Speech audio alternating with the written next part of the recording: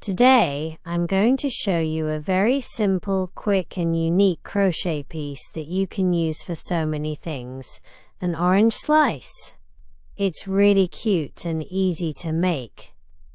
Let's get started with the tutorial. I'm using a 3.0mm crochet hook and medium weight yarn, but you can use any yarn you have on hand with the matching hook size.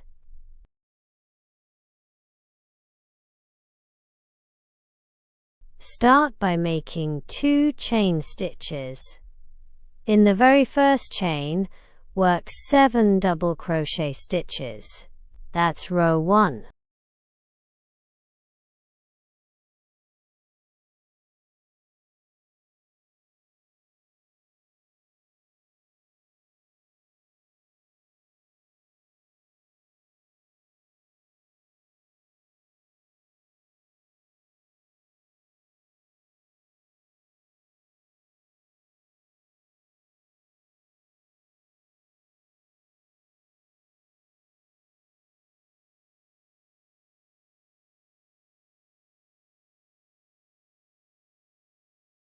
For row 2, work 2 double crochet stitches in every stitch across, which means an increase in each stitch.